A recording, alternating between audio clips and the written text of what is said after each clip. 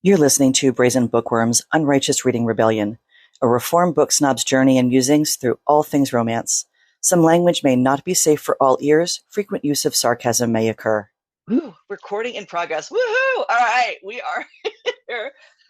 Back. We've been on a little bit of a hiatus, and we are coming back super duper strong and extraordinarily excited because we have Pippa Grant with us today, and we are super happy to have her here. So, Stalker Sisters, you know us, and just in case you've been living under a rock somewhere, Pippa Grant's joining us, and Pippa, please tell us a little bit about you.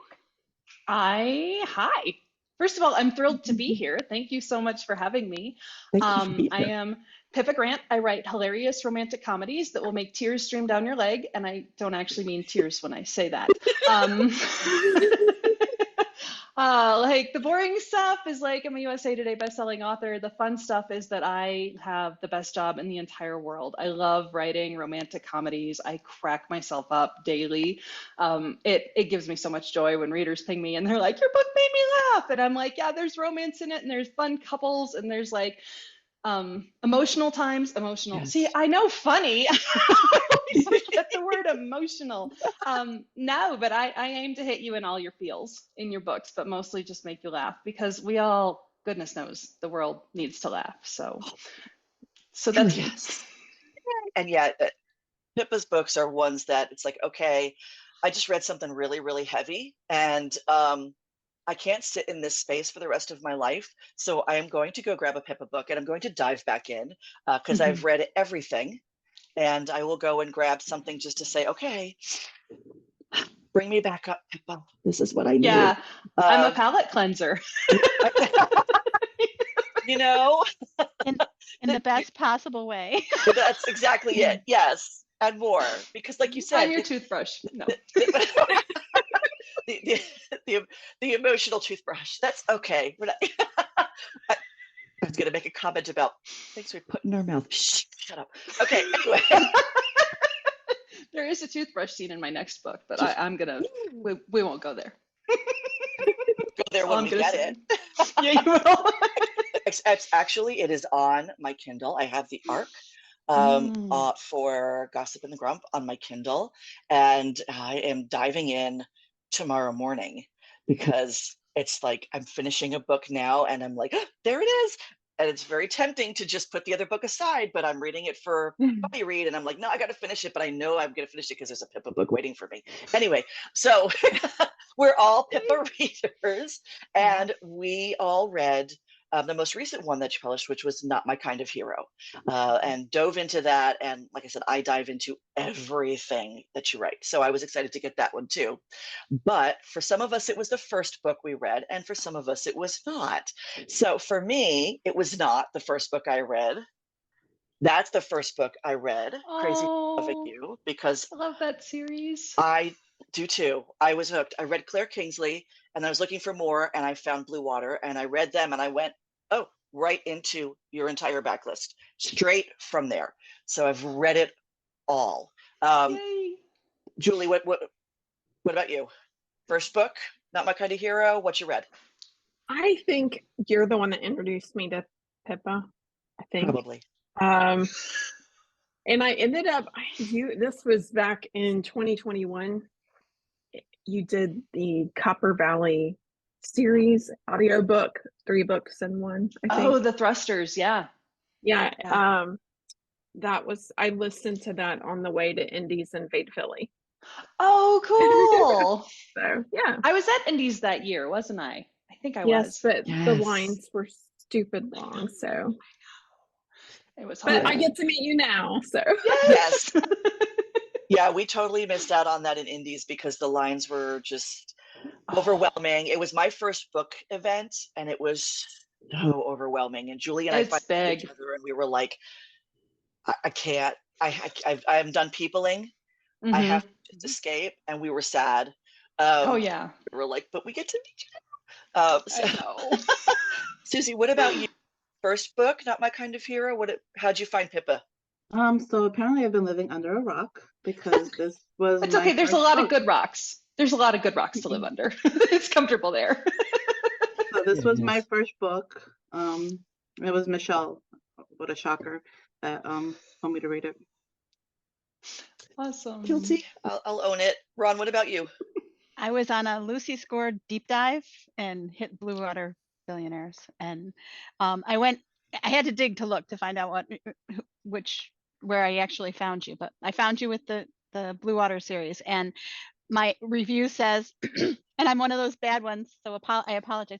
I have to admit, I came to this installment of the series pretty sure I didn't like Daisy. Sorry, I was wrong. I'm in love with her now, so. I love when people are like, I don't think I'm gonna like this heroine, and I'm like.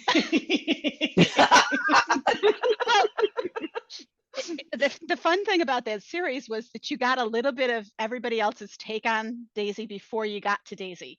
And so like, I'm like, I don't think I'm gonna like this one, but I'm reading the series, I'm not gonna go anywhere. And I absolutely fell in love with her. She's probably my favorite of the series. Aww. So, she was fun. I think I read Lucy's book before I started writing mine in that series. And so I saw what Lucy thought of her before I put a single word on paper.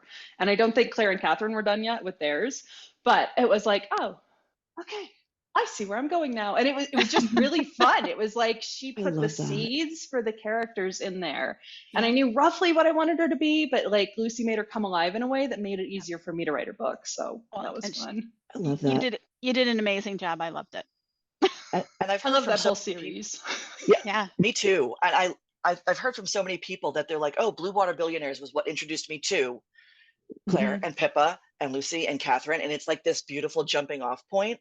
And the series itself, you're like, wait, this was written by 4 different people. But it's so comprehensive, it all blends and works together so beautifully. It's probably the most magic project I've ever worked on. And it all started like our intention was to be like, you know what? We're not inventing lady billionaires, but we want to embrace lady billionaires and write more lady billionaires and have more girl bosses, and just like the world needs more of this. And so it was really like, I threw a temper tantrum and I was like, I'm so tired of men billionaires. And the 3 of them were like, I'm on board, let's do this. So awesome. It was fun. I love hearing how things like that start. It's like, what was the impetus for that? And it's like, I love that that's that jumping off point of the impetus to most things in my life is me throwing a temper tantrum about something. I love it. Beautiful things coming from chaos. That's really what it is. And it's like, you wouldn't know. Like, I wrote Mr. McHottie in a fit of rage. But I love that book, and it changed my whole entire life. And it's like, I saw a problem and I decided that I was going to fictionally correct it. I did. I was so mad when I wrote that book, but I'm happy now. Well, we need to get you fired up some more. It happens on occasion, and when I'm fired up, like, whoo, stand back.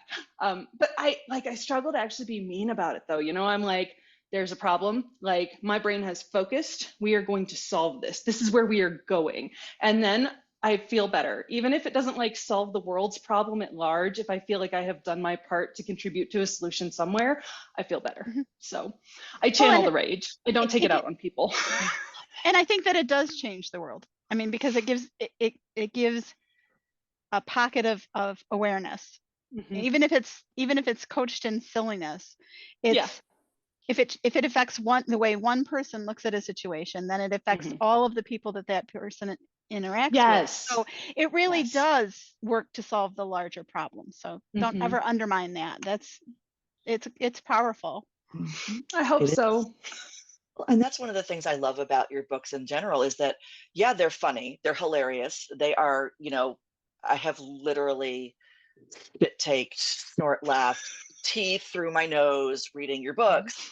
And in like 2 more pages, I'm like, oh, my heart. Like, there's depth and there's reality built in. It's not fluff. It's not brainless. That's the Pippa Grant secret that people don't realize. They're like, you're just funny. And I'm like, oh, you read a couple of my books, you're going to find out a little bit more. Yes. Yes. And I have told people that where they're like, oh, I'm not much into rom-coms. And I'm like, I'm not a sitcom type person. I have issues with secondhand embarrassment. I don't have that when I read a Pippa Grant book because everything's so emotionally balanced that even though it's hilarious and funny, it's not that same type of slapsticky, smack you in the face. It's there's an emotional level and an emotional attachment and a depth that brings you into the story that, yeah, you're going to laugh and pee your pants because, things are really damn funny. But at the same time, you're going to tear up and you're going to get angry, and there's some righteous indignation built into the books. And I'm like, oh, it just has everything. I'm like, all right, y'all who say I'm not into rom-coms, just get over your damn self and read those books because they're not just rom-coms. Anyway, okay, there's me a little fired up. Change the world, Michelle. Change the world. So I hate to it. do the whole, what's your favorite book so far? Because I don't believe in picking a single favorite. I can't pick a favorite kid. It depends on the day. So I don't mean that, but it's hard to pick a favorite book. For me, I'm tied between Worst Wedding Date and America's Geek Heart. Oh, Beck. And I get so warm and fuzzy when people mention Beck because he's been out for a few years now. So he has. And I have a very special attachment to him because it was the second audiobook I ever listened to. Oh. And it really, the first one I listened to, Julie told me you have to listen to by a thread. So I did, and I loved it. And I was like, that's a one-shot deal. I'm not into audiobooks. And then I was like, okay, I'll try one more. And it was America's Geek Heart. And I was like, I'm an audiobook fan now. I'm totally sold on audiobooks. I love everything about the story. I loved the narration of it. And then I went and read it again. I think I've read it 3 times and listened to it twice. So it's definitely a favorite of mine. And Worst Wedding Date was just, I got chills reading that book. Oh. So I just wanted to write a destination wedding book because I hadn't in a long, long time. And that's where that, and I had seen a dude on TikTok who just had like chaotic hero energy and just cracked me up. And I was like, I could put him in a destination wedding and this could be fun. And it worked. It was amazing. Thank you for bringing Thank both of you. those to my heart because they're just incredible. Ron, what about you? Do you have a favorite so far? I love them all. I love every Pippa book I've ever read. I love, but my heart belongs to the Copper Valley Fireballs. All of them. And I won't pick one. All of them. Can I tell you, like, what I was doing right before we hopped on is that I was TikToking about the Taylor Swift, Travis Kelce situation because, like, if he played baseball, that would be irresistible trouble. Exactly. Yes, yes it would. I love them all, and so I didn't have to pick just one. Oh, I love it. I love it. Susie, what about you? This was my only book. So easy. What's your favorite? It is my most and least favorite holiday. And now you want to read the rest of them because you're so good. Julie, what about you? I wrote down because I have to write everything down. Not my kind of hero.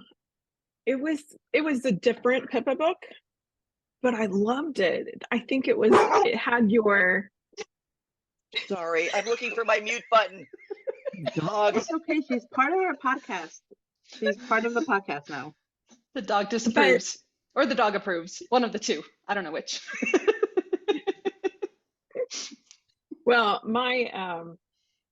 I think with Not My Kind of Hero, it had the Pippa elements that we all love, but it was deeper. There was an emotional depth to it that hasn't been in the others. So I really loved it. Yeah.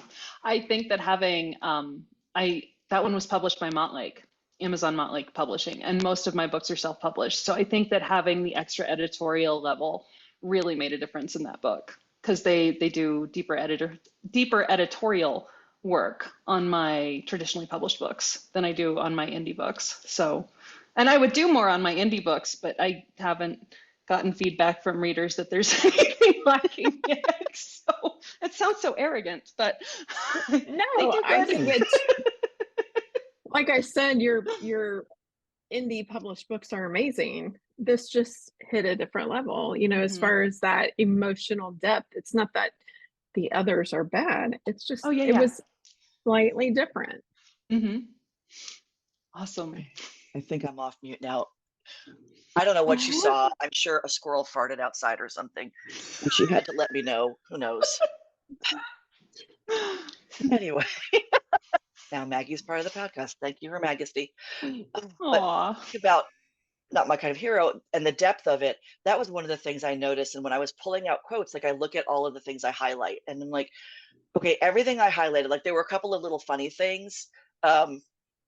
Like, okay, we talked about this. This is not safe for work. If you were at work and you do not want to hear a couple of F-bombs, you need to mute right now. Because one of my absolute favorite scenes is when Maisie walks into the school and she's all dressed up and she walks into his classroom and he says, "You're a girl." Motherfucking fucker, I did not just say that. And I was dying. I'm like, I can visualize that. Having been a school teacher, I can see him sitting at the desk and her walking in and his face and everything. I was like, that is the kind of line. It's so small. And I'm like, that is such perfection. Because it says so much about him of, holy shit, that did not come out of my mouth. And I'm like, yeah, that was You do that cackle when I'm writing. He's like, okay, whew, that was so funny. Anyway, so I was like, looking for funny stuff because I'm like, Pippa's funny and that was hilarious. And I'm like, but all these quotes, these other things I highlighted were all, you have to do the hard things before you know you're strong enough. Mm-hmm. And I always find these emotional depth in the things that you write, but so many of them. And then, of course, there's an emotional minefield sandwich with a side of angry teenager coleslaw. And I was like, that's somebody who knows my world. So there's a level of ridiculousness, I guess, like in what some of the characters go through. But at the same time, there's this level of recognition. And it's like, this could be someone I know. This could be me. This could be my neighbor. And the emotional depth of it was just, like Julie said, really stunning, and a lot more of it. So most of my quotes were like that. Julie, what about you? You pulled some really, really good quotes. We are very permanently and irrevocably off relationships with men. I remind my nipples, my vagina, and my brain. Be that as it may, the view is currently incredible.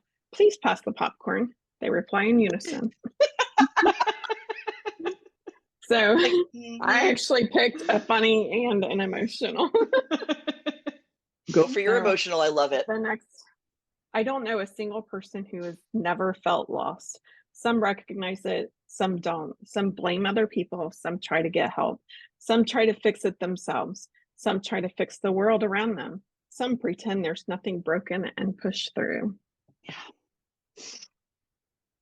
It's just that whole dichotomy there. You read these things back to me and I'm like, I remember what was going on in my life when I was writing that, Right. I think that's one of the beautiful things about books is that so you can be removed from it for months or years, and then you read one thing and it brings you back to where you were at that moment, like what was going on in your mind, what had just happened. Words are powerful. They have a lot of depth and a lot of resonance, and when you can write something like that, it doesn't come from nowhere. So it's I think we all deal with stuff like that all the time. Life is a lot harder than we give it credit for sometimes, or that we'll admit to. Because it's hard to admit that you're going through shit. It's hard to admit that you're going through times that are making you, frustrated and angry and lash out. And it's like, everything's hunky dory. Social media when you're real when you're sitting on this side, when people expect to see, oh, your life is funny, your life is amazing, your life is like just a rom-com, right? And you're like, there's some shit that goes on too. But we don't put that out in the world. And instead I just channel all the feelings. And that's a lot of times where the emotions in my book come from. Well, that creates a lot of connections too, because I think your readers, I know I do, I read it and I feel a connection of, okay, I feel what's going into this emotional side here. And so many of us use humor to cover up and for sure. deflect and recover. So there's the levels and the elements there, and I love that that's so powerful a part of her journey and his journey, and then the reader's journey. Yeah. Susie, I love yours, so go ahead and read yours too. Sometimes figuring out who you are and who you want to be involves figuring out who to trust to go on the journey with you. Yes. Yeah. I pulled that one too. I was like, yeah. I got some rocks in my life. Like, not the kind you live under, but the kind you live with, who like you cling to, you know? Yeah.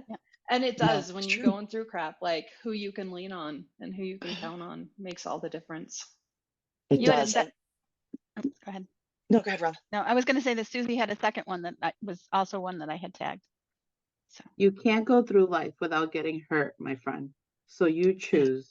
Do you take the risk that it's worth it, or do you keep hiding behind all the lies you've told yourself about being happy alone and not deserving someone to love you? Damn. Oh, my fault. Yeah.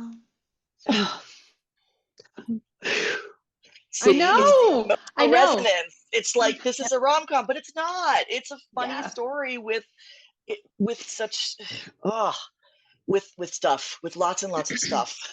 This one does have a lot of stuff. It does. Do you remember how much stuff you put in? Is this like shocking to you? I don't, because it's been, so when you do a traditionally published book, you generally turn it in 9 months to a year at least before it comes out. So I think I finished revisions on this book. It came out I was doing revisions in this book at Thanksgiving time. So last year, and it came out this August. So it's been almost a year since I really, really dug into it hardcore. But I can look back. Last fall was challenging for me personally on a lot of levels. Like there was just stuff going on professionally and personally in my life that it was like just boom, boom, boom, boom, boom coming at me. And I can feel all of the listening to Brene Brown and Glennon Doyle coming through in this book. The things that I was doing, like, you know, talking to my therapist and listening to like uplifting, like you can do this sorts of podcasts. Like I can hear it coming back. I can remember what was going on then. It was a bad fall, but I am so glad this book came from it. There's a catharsis, I think. There is. I find that with a lot of writers where it's like when I'm in my deepest emotional space, the catharsis that comes out of writing something and working through the feelings. And I love that you said you remember listening to like Brene Brown and others, and it worked its way through into what you wrote, because that means it was relevant. That means it worked. That means it was helpful. And then it gets to help other people because we're all reading it going, I recognize this. Yeah. I understand. We relate to this because none of us are alone. Nope. Thank God. I can't imagine. I know writing can be a very lonely process.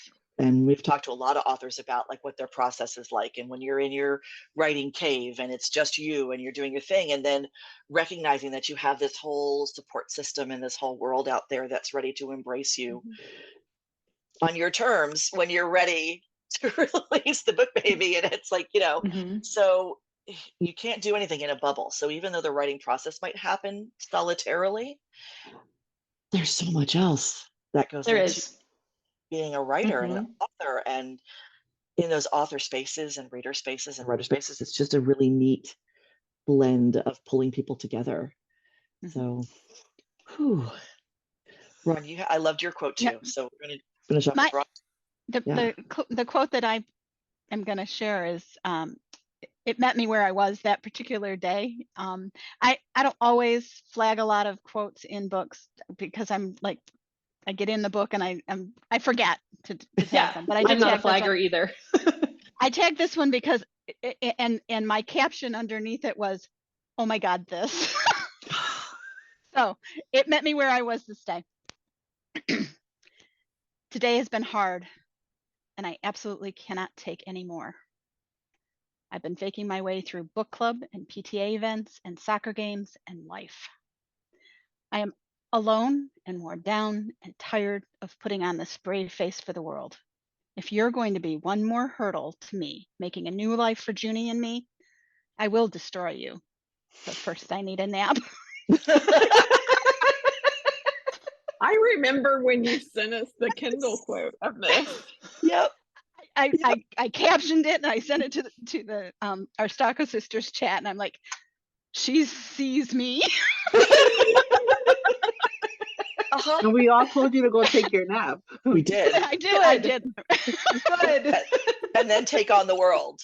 So Nap first. But in the quote, I think is the quintessential Pippa Grant stuff, because it hits you where you live. It digs you into this space where you feel like you got a little bit of power, and then it makes you laugh. And I think that is, when I think about Pippa Grant books, that's what I think of is, you know, she sees people, she meets them where they are, and leaves them a little bit better. And I think that that's a really important thing for any author to be able to claim, and you certainly can. yes. Oh yeah, most definitely. And that's why I think that's why they're so popular, because they hit different people on different levels, and they meet people where they are, and there's books that everybody shares, you know. There's always the book that people are like, oh, I'm reading this, and I have to tell the whole world that I'm reading this book, because they hit you, and you want everybody else to read it and get hit too. That didn't sound right. It's a book punch. Yes, exactly. So, but you want everybody to have that same emotional feeling and that same emotional, you know, connection, whether it's, I just like snorted tea all over my computer because I was reading this, and, you know, or my Kindle. We have a saying in the little group, it's there goes the tea, because that means I was drinking and reading something I shouldn't have been reading while I was drinking it, and now my Kindle is covered in tea. With audiobooks, happens in the car too. I have a group of friends who call it keyboard warning. Like, you made me spit tea all over my keyboard. Yeah. I do occasionally do that to myself when I'm revising, because I forget what I've written. And then I turn the page, or I'm scrolling, you know, and I'm like, getting ready to like fix a period here or a quotation mark there, and just boom in my face. And I'm like, oh, I forgot that happened. That woman that wrote that is funny. I know. Right? I'm like, past Pippa was hilarious. It's hilarious. I love it. Yes, big pat on the back for you, because that's great though. When you can look back through something that you wrote and it still hits you that it's hilarious. It's like, whoo, that's good stuff. Well, and I also go through a phase where I hate every book that I write. And some of it is just from looking at it and understanding it so deeply and knowing what I wanted it to look like and not sure if it actually looks like what I wanted it to look like. And I'll ping my assistants. I'll ping Jody and Beth, and I'll be like, I hate this book. And they're like, oh, I'm sure it's fantastic. And I'm like, no, it's okay. Like, this is a normal part of the process. This will pass. And they're like, we're still sure it's fantastic. Like, that, you get a raise. You are so not alone in that. I can tell you from an editor standpoint, there is a point in every author process where I get something from them that says, I hate everything in this document. I'm just going to blow it away. And I'm like, I have a copy. No, you're not. I think America's Geek Heart was one of the rare books that I did not hate it at any point in the process. There have been like 5 in my entire career where I've been like, oh, I don't hate this book at any point in the process. And I don't remember what they were, but I remember Geek Heart was one of them, and I'm currently writing another one that I refuse to hate any part of it. So, because I love it too much. How many books have you written? How many books have you written? So we just added it up, and I think that Not My Kind of Hero was my 40th currently published book. And I have pulled like 3 down from sale because they just didn't meet my standards when I merged my 2 pen names together. Well, 2 of them didn't meet my standards, and another had just come down because it was part of a Kindle World thing many years ago when Kindle Worlds were a thing. So I think I'm at the point where I've got 40 published books and 2 more ready to go. So, and 3 that have pulled down. So I'm nearing like the 50 book mark, writing total books, even if they're not published. So I love that. Awesome. So why did you start writing? I started writing. So when I was 8, I wanted to be Beverly Cleary. I loved to read. Like in my childhood, if I had I lived like half a mile from the library, and there was the first year that we got to stay home alone without a babysitter.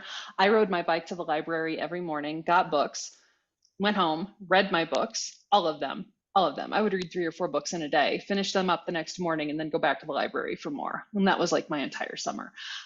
So I wanted to be Beverly Cleary. I wanted to like be Carolyn Keene and like hang out with Nancy Drew. And then I realized that I really wanted to actually support myself and making a living as a writer. Sorry, Michelle. Just made her spit her tea. No, but making a living as a writer is hard. And so as I went through high school, I decided to go to school to be an engineer.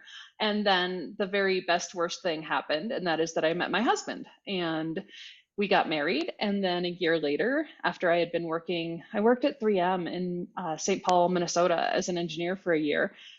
And then he commissioned into the Air Force. And we immediately moved to Pensacola, Florida for a very short-term assignment, and I couldn't find a job. And then we moved to Middle Georgia, and it took me a few months. And then I found a job, but I wasn't really working in engineering. I was just sort of like technical aid stuff, and I was just not happy. And in that time, I started writing again as self-therapy. So it started as self-therapy. I discovered romance novels about the same time. And when I finally told my husband what I was doing, because I was super embarrassed. When I was like 8, my family laughed at me for writing books. So when I was expecting my husband to do the same thing, and he was like, that's really cool. How do we get it published? And just like having that support was life-changing. And so I predate the Kindle. I was writing these books before the Kindle was a thing. I love it. I'm like, Yay for I'm super a supportive hobbies. dinosaur in like publishing ages here. So yeah, I queried agents and editors for a long time, and I had a book that I spent 4 years on that now lives on my hard drive. I don't think I've lost it.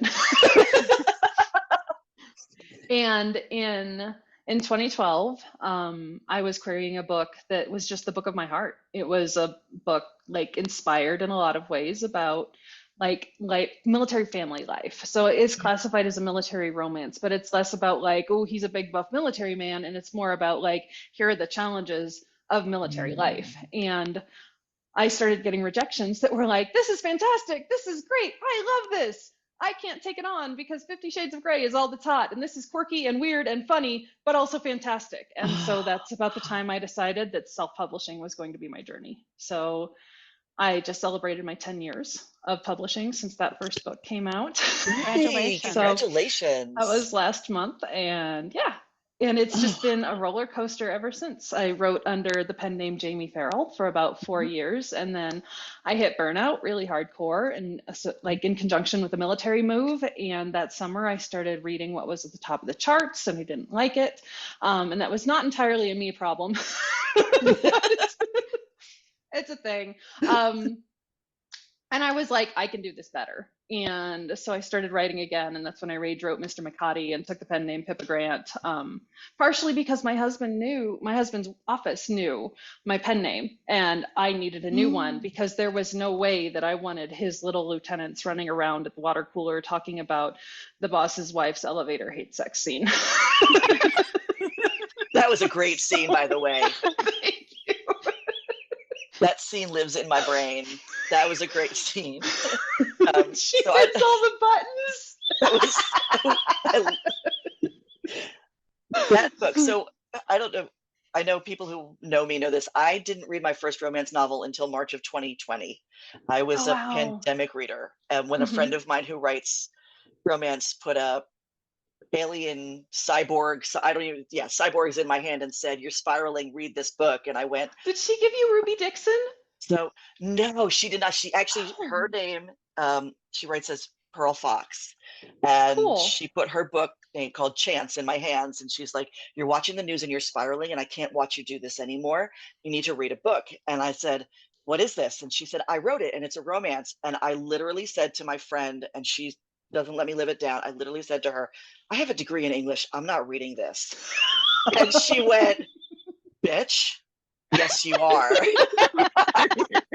And I don't think I've ever told that complete story, but she was like, so I was like, fine, I'll read it.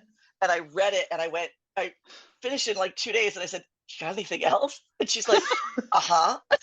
So I read everything she wrote and then I just kept going through like reading. And I hadn't read any rom-coms until I read, actually, I think Mr. McCarty was the first, well, no, this was the first one. I read Blue Water Billionaires that could be, I guess, classified as a rom-com because everything before then was PNR, military suspense, billionaire suspense. And then I was like, Claire Kingsley, small town. And then I was like, give all of it. And then I was like, okay, what do I read first? And on your website, it said the publication order. So I looked through my Kindle thing before and I'm like, geez, I just flew through everything, the entire reading order. And I remember that scene because I was like, whoa, damn. All right. That's what I said when I wrote it too. And that's why we didn't even tell family like what my new pen name was for a while. It was, whew. But it made an impression and I kept reading. So yeah, now I think I've read a lot, but I haven't read anything but romance since March of 2020 because I don't feel the need to go outside of romance to get what I need from books anymore because it's all there. Everything I want, I can find in a romance novel. Yeah. Why would I go anywhere else? I love your mug. So can I just say that? The minute you put these up on your store, when you did that TikTok, we'll have to find it so Julie can put a little link in. I saw that and I went, I need that like right now. And the minute you put them in your store, I was like, click. What's funny is we got on the Zoom and I'm like, I need that mug. She's like, oh, Pippa's store. Yeah. So I guess that's where I'm headed next. I spoke at a conference where I wore the I Write Trash shirt last fall. And I didn't even say anything about it being in my store. I just stood up and wore the shirt. And when I got on the stage, we sold like a dozen of them. Yeah. It's so perfect though. I was the book snob. And now I'm like, I am owning every book that I read because they're phenomenal. And you can talk all day long about how you're dead white European males, blah, blah, blah. I'm not interested anymore. Sorry, that's my little soapbox. Now, like I said, no rails. It's all good. It's all good. It's one of those times I'm actually stifling what I want to say, but no, like we said, no filters, safe space. You can tell us afterwards when we click pause if you want. But I think we all kind of feel that way at this point of like, I'm going to read whatever the hell I want. I'm on a mission to make everybody who's not read a romance. If you haven't read a romance, I'm on a mission to make you read a romance because anyway. Time to really, I know. Susie, what's your question? Susie had a good question because we're talking about a book here. Yes, Susie. What was your favorite scene or part to write in? Not my kind of hero. Okay, my favorite had to have been the very opening of the book. And it was partially because it was inspired by true events that happened at my house. If you've read the book, yes, actually that happened, except for the part with the man on the horse coming in and riding to someone's rescue. But so my husband retired from the military about a year ago, and we moved to our dream house in Colorado in the mountains.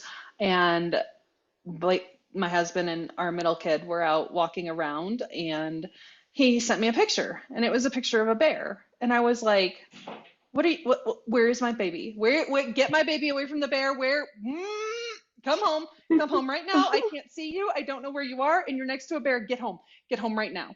And I was like, what? Get home. And he comes home and he's like, well, do you remember the dead cow that was like just buried out in the yard? Because we have, actually, it turns out probably 3 dead cows buried in our yard because our house was once, before we owned it used as a hobby farm with cows. And so we have some dead cows, and a bear had found one of the dead cows and was having a snack, and that happened at my house. We actually, fun fact, like we didn't know what to call Not My Kind of Hero, so before it had a title, we referred to it as the Dead Cow Book. My editor finally emailed one day and she said, while it's great that we call this the Dead Cow Book, I'm pretty sure marketing is going to say no.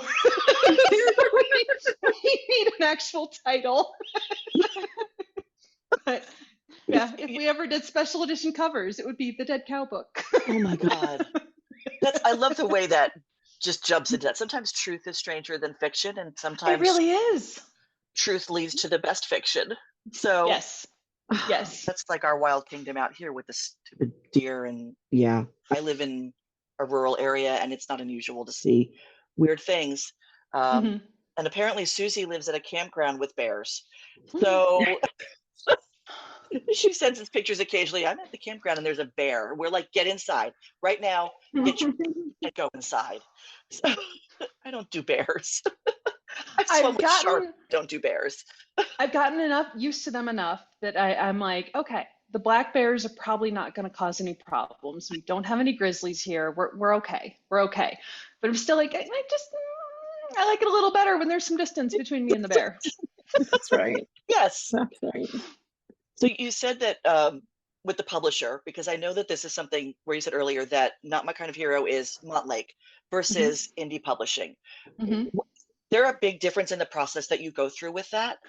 So writing the book is very similar, but there are extra editorial steps, and the editorial process is just different because there are a lot more hands that are on it when it goes through a traditional publisher. So we do a round of developmental edits, and then another round of developmental edits, and then copy edits and proofreads, which and then like one final read. And I do the copy edits and I do the proofreads and the final read through as well. But it's just a different process of how it's all put together. I don't have any control over the marketing of the books when they are done traditionally. The publisher takes charge of getting the cover made and figuring out like publication date and price and all of that sort of thing. So it's sort of like sharing the load.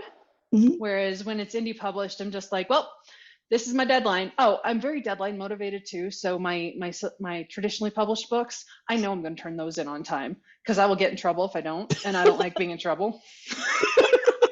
I'm a rule follower through and through. So you tell me there's a deadline, and like I had to push a deadline back one time for Montlake, and I felt horrible about it. I was like, I'm not going to meet this. And I actually sent them a book one time that wasn't even finished, but it was because I knew we would go through the developmental edit process, and I need the first part of the book to be done, to be right. Like it can't just be written. It has to be correct before I can write the end. And that's just my process. And they were like, no problem. Send it to us without an ending. We know you'll get the ending to us on the next round. And if we can help you streamline your process, that's what we're here for. So they're really fantastic. I love working with the editors there. I love that. What's the time difference? Because there does seem to be like, if you're for your indie published books, what's your general time frame versus the traditional? What's the general time frame from start to end? My goal with my indie published books is to be 3 to 6 months ahead. My actuality is rarely that, but the indie book timeline depends on when I can get the book to narrators, because the narrators are the last step in the process. And so I will finish a book well before it's published, just so that I have time to, like, I will sometimes run all the way up to that deadline on the narrators when the narrators read the book. Need the book. Did I say need the book? Read the book. Both. It's both. And then I will publish based on when the audiobook comes back to me. So that's how I set my publishing dates for my indie published books. When it comes to the trad books, I turn a book in probably 9 to 12 months before it's ready for publication. And I'll still have heavy work to do on it for a month or two afterwards with the developmental edits. But then after that, it's off my plate. It's like it doesn't exist anymore. In my brain, it's already published and gone. So it's always funny when the publication date comes up and I'm like, oh, Oh, right. You guys haven't read that yet. It's been 9 to 12 months since I've touched it by the time it comes out. Wow.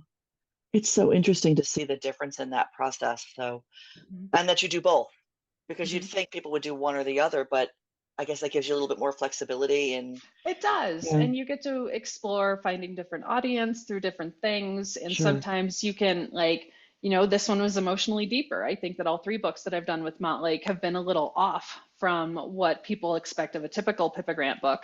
So I get to explore different things and learn different things. And it's a neat process. I love that. It's all about growth. It's all about moving forward. Yes. That's really always. The day So- I stop caring about getting better is the day that I need to retire. I love that. I like that. Said that, because that is something I think a lot of authors struggle with. I hear it quite often, is like, why am I still learning when I've written 40 books? Why is this? Because you're always learning. When you stop learning, that you're done. When you're like, I've learned all I need to learn, or I don't want to learn anymore.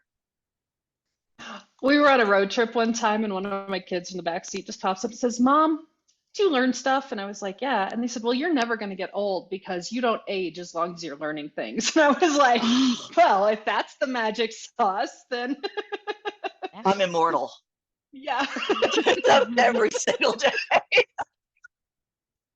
Yeah. I love that. Smart kid. I like your spawn. I like your kids. So again, too. think back They're to, kinda cool. they drive us bananas Yes, they do. sometimes. Yes, but they do. then they come up with these gems, and it's like, oh, Yeah. I made that, and you're pretty cool. Yeah. Thanks, Yeah. kid. For sure. Julie, you had a question about kind of that goes the other side from what Susie was asking. What was the most difficult part of writing Not My Kind of Hero? I think it was Flint.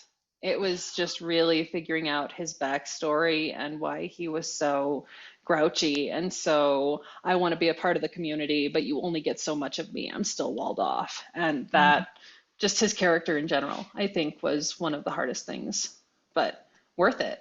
But it was not, 100%. but he was a struggle because he was walled off from me too. And I gave him a couple middle fingers in the process. He was like, "That's not how you get me to talk." I love that your characters talk to you, or in some characters' cases, don't talk to you until you give them an ultimatum or ignore them. Pippa Rock. I that was one of the most amazing book journeys, I think, following that in your group and your posts with Cooper, of him just being an ass and not wanting to cooperate with his story. But I think And it's I loved him so much the whole time. I was like, am I in a dysfunctional relationship with a fictional character in my own head? I think I am. and it turned out beautifully, to be quite honest. Thank you. The pressure was up to here for Cooper's book, because when you've got a hero that people have been asking for 2.5 years, and you've tried him with 2 or 3 different heroines and it just has not gelled, and you've been like, nope, not right. Nope, not right. And I wasn't sure his book was ever going to get written. So that was one of those books that I was like, if I got hit by a bus tomorrow, I would die knowing that my readers were satisfied once that book was done.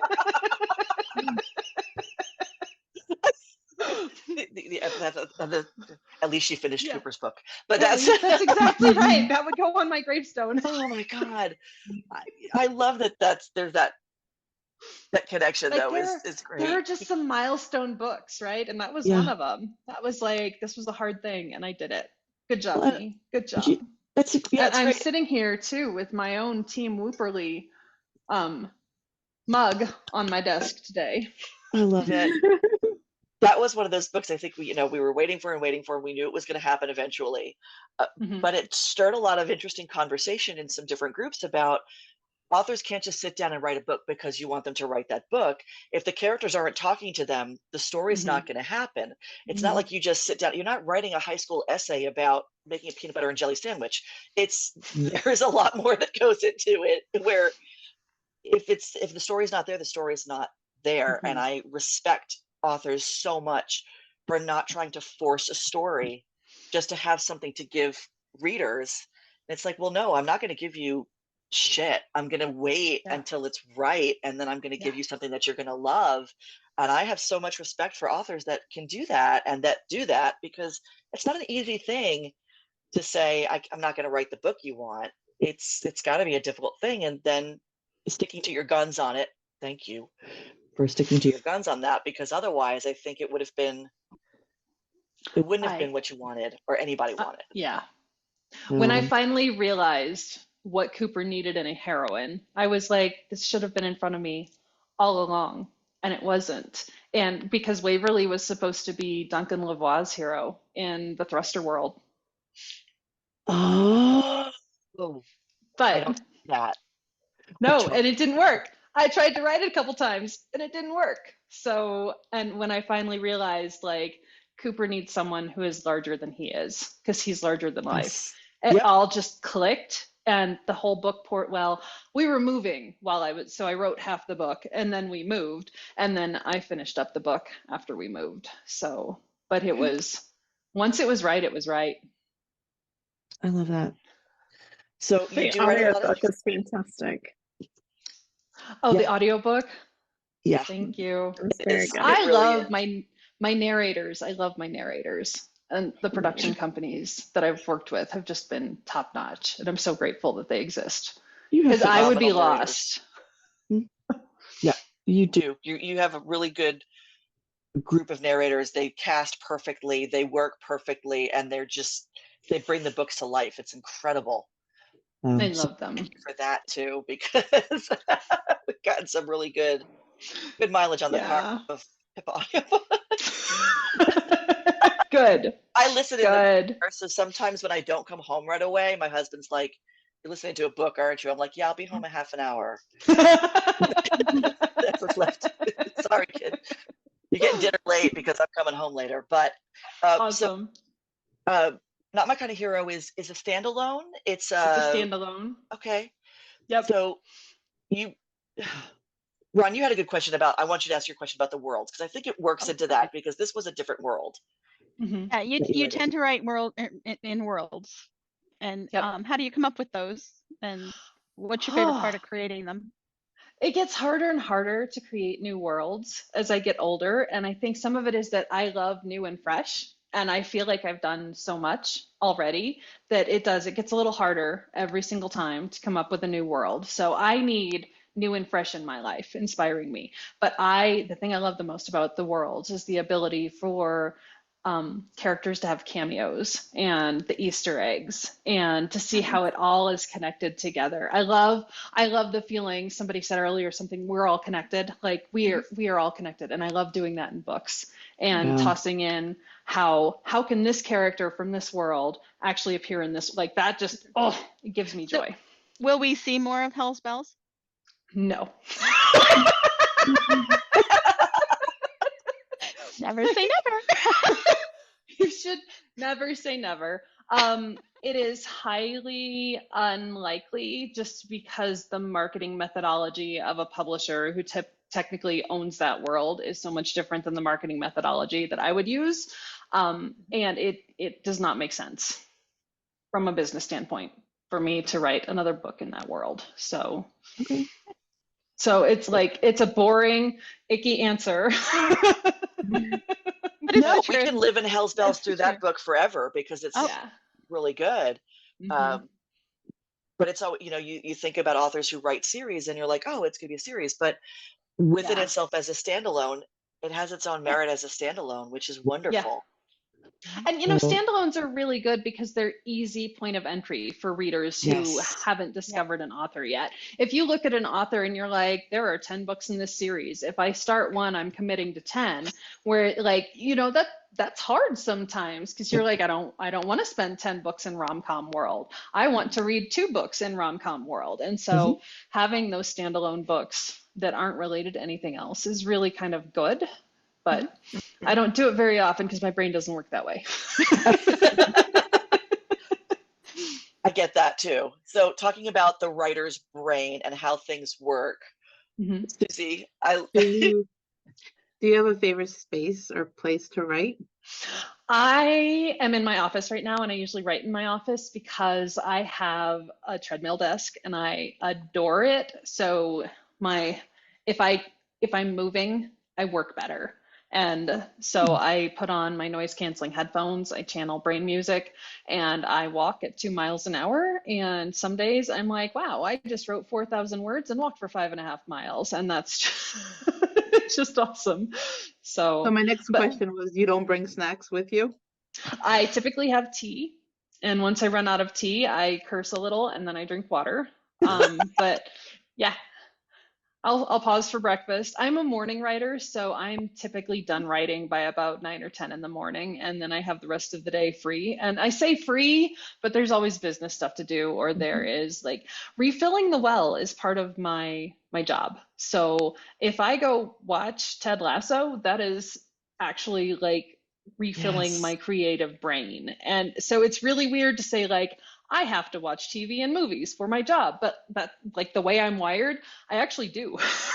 Yes. So I have to listen to podcasts. I have to watch TV and movies. I struggle to read sometimes because it feels too much like work. But so I go the movie, TV, podcast route more often. Visual and auditory. And it's amazing because Mhm. the inspiration you can come up with and the brain break. And when I coach authors who are like approaching burnout, and they're like, because I've written 8 books and I have to write my ninth. I'm like, no, what you need is blank space. What you need is a break. What you need It's is true. brain time Right. to get Yeah. away Yeah. from it, because burnout is real and dangerous and frustrating. Yes. I've been And through it a couple times, and it's like you have to. I have to have that refill my well, step away. Sometimes I'll go play Legos, or sometimes I'll do a puzzle, and I'll be like, it's right. okay that my workday is 5:30 to 9:30 in the morning. Like I don't have Yes. to apologize for that when I need to like take care of, or I'll go like we've got a bunch of wood that we're cutting up on our hillside right now because fire mitigation, and also I like burning wood in my wood burning stove, and we have it Yeah, all. So yeah, all that stuff, because burnout sucks. it does. Burnout is awful. Hmm. And the threat of it sometimes can produce so much anxiety. Yeah, And then that's a whole other, trail that you yeah, lead yourself down. So yeah, I love yeah. that you give yourself that, you work it in as work to Mm-hmm. step back, Yeah, find blank space, get yeah. inspiration, Mm-hmm. mindless whatever. It's like, yes, it's mindless whatever, because it's exactly what your mind needs right then, is Yep, mindless whatever. yep. So I love that. Yay. It's necessary because I don't want to burn out again. I've done it No. twice in the Oof. last 7 years. Not going there again. Good. Good. That makes me happy to hear that you're taking care of yourself that way, because a lot of people don't see it as a As a preventative, necessity. as a Mm-hmm. necessity. Yeah. Oh, so we get more Yeah, Pippa for longer. I love yeah, that. yeah, Julie, you had a I good have a question. question. yeah. Do you have a favorite trope or one that you refuse to write? Okay, my favorite will always be like enemies to lovers, brother's best friend, or teammate's best friend, fake dating. Like you combine those three together and it is my catnip. I would write every single book like that if I could, but I can't. And I know this. So, um, the ones I can't write the super alpha heroes. Like I'll never be able to do like Motorcycle Club, right? And like I could do it as a rom-com, but then that wouldn't hit the target market for either rom-com people or Motorcycle Club people, right? Right. So like the really super dark, and I really struggle with Secret Baby. Hmm. I think I can do it, but I really struggle with it. I really struggle with it as a concept because of just me personally, who I am. So. Yeah. Right. I Yeah. love that you stick to what you know, though, and what you love. And those Mm-hmm. tropes work so well together. You can combine them in so many different ways. Yeah, Fabulous. it's the Um, best. so, Ron, we're going to kind of end. We've got 2 more questions in our speed round, but I think Ron's leads Yeah. right into this. Okay. So if you had one piece of advice to give to a brand new romance author, Mm-hmm. based on your extensive journey, what would it be? It would be sign up for the Write Better Faster or Strengths for Writers course with Becca Symes' Better Faster Academy, which sounds like weird writing advice, but the whole thing that Becca does with the Better Faster Academy is to help you understand your own process and how you work and why it's important to honor your process. I'm in coaching, honestly, with Becca monthly, and she does not pay me to say this. I just believe in it so much. She's gotten me through burnout once. Once I had burnout once before she came along, and she helps me avoid it. So like she looked at my strengths and she's like, yeah, you literally need TV time. And I was like, okay. But the reason I recommend it so strongly for new writers is that the sooner that you accept that, like when Susie's over here saying, you must plot to write a book, Becca Syme will be in your head saying, there is no one must way to do anything. There is the way that works for you. And Yes. just sitting down with her and really embracing like, oh, I'm a pantser. I'm a pantser who needs a very, very, very rough outline. Like I need to know like 4 things about a book before I start. Other people, like I talked to another writer friend daily who's like, I have plotted the next 4 books and I am ready to dive in now. And I'm like, I can't even imagine being constrained like that, but that's my process, right? And her process works so different from hers. So like, if I could go back and start it all over again, I would be like, embrace me, figure out who I am, figure out how I write, ignore the noise, and figure out what works for you, what you love. Like I've talked to Becca before about like, I don't think I could ever write a secret baby book. And she's like, given your strengths, that makes sense. I'm like, I don't know that I could ever write a book where the hero was a villain. And she's like, given your strengths, that makes sense. And it's like permission. I don't even have to try to do those things because I know it's just not going to work for me. So it's not like how to write, but it's definitely like, if you know yourself, everything you do is easier.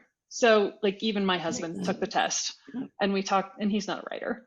And we talk about how like the Clifton Strengths Finder test, which is what Becca uses. We talk about how it impacts like our daily lives. So it's really cool. I love that. And there's so much more to writing than putting words on a page. There is, because there's the writing, but then if you're going to indie publish, there's the marketing and there's the business stuff and like taxes, state taxes. Woo, woo. Yeah. Yeah, taxes are. Taxes is a small corporation. What is this? Like I freak out. So. And that's why it's good to have that team. But that's why it's also good to when you work with someone who gives you permission to not do what everybody else. It's like, no, you don't have to write an outline. You don't have to do 8 drafts. If you want to do 8 drafts, you do 8 drafts. If somebody says, oh, you only need 3 and you want to keep going, you keep going. You find your process. And I love that. So we'll put a link. We'll find all that and we'll put a link for her also because I work with a lot of new authors and I love having resources where I can tell them, look, I can give you so much, but there are people who have other things. That they can give you. It's not one way all the time. There's so many options. And her name is well known and she has a phenomenal reputation. So we'll I adore her. Plug up there for Becca on the page also because it's a good thing to know. The indie publishing world has opened up the door to so many new authors, people who would never have become authors. And yes, it's a very large market and it's a very dense market, but it's not a market that has to be done one way. Right. And so I love that. Yeah. So what's next? What's next? Yeah. So The Worst Wedding Date was the first book in my 3 BFFs and a wedding series. Both of the next 2 books are written. Sabrina's book, book 2, The Gossip and the Grump, is coming on October 5th. And Emma's book, the 3rd book, is coming in January. And those are done. Emma's book is off for proofreads and it will go to the narrator soon. I may have trolled one of the narrators in the writing of that book.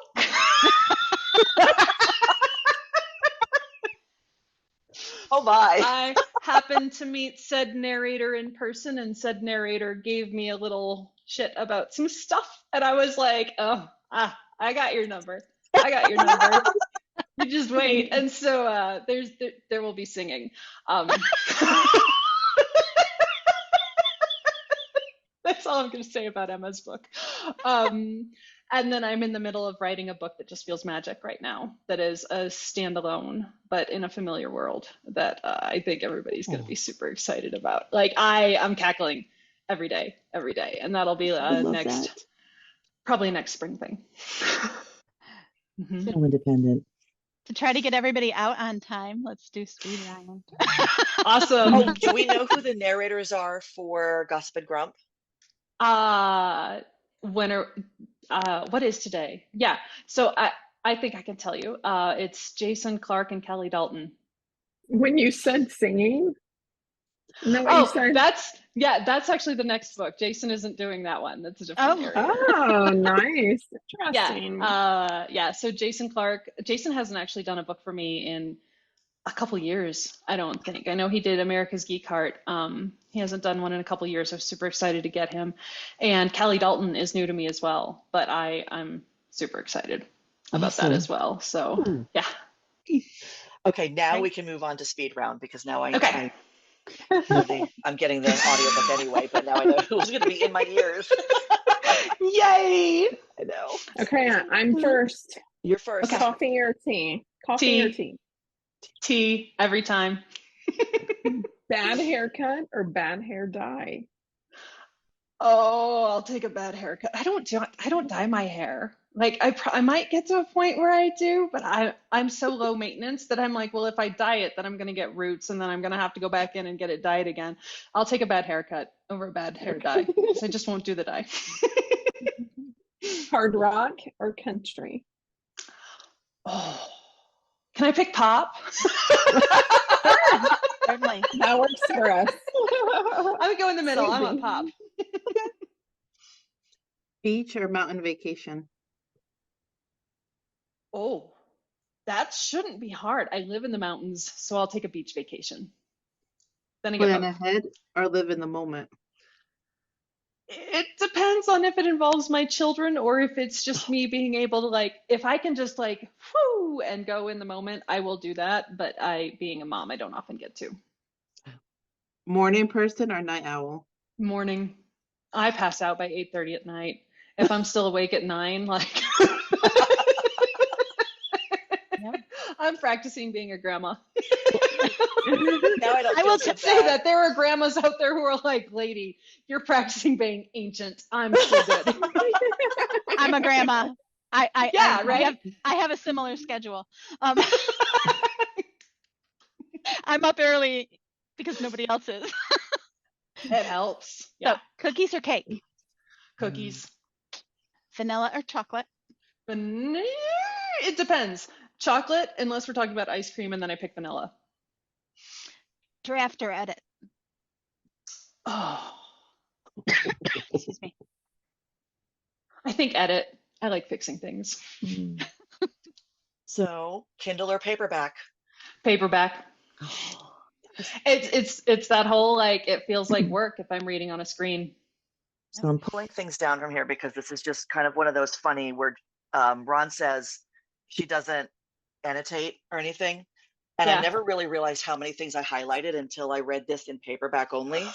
And those are my tabs. Nice. For like all the different things I needed to remember in this one. And I was like, I looked at it and went, oh, crap. Because the Kindle, you don't really get a view of that. But paperback, it's like, okay, yeah, there was a lot of stuff that went into this one where I was like, all the things.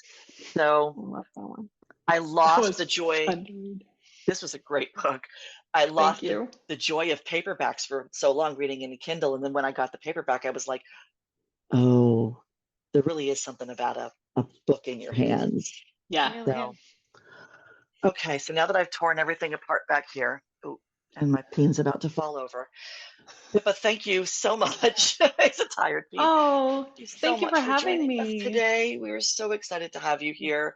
It's been fun. It has been fun and super excited to see what comes next and next and next and next. Julie will put up all of the links for the Pip Squad on Facebook and where we can find you on socials and Amazon and awesome. All the good things. And you are always welcome back. Always. Thank you. Welcome back. Always. Yes. And hopefully in person hugs at some point down the road. That would be amazing. That would be wonderful. Yeah. So we'll pause. Julie will edit all the things so we can chat afterwards. But thank you so much for joining us today, Pippa. Thank you. Thank you for having me. Thank you.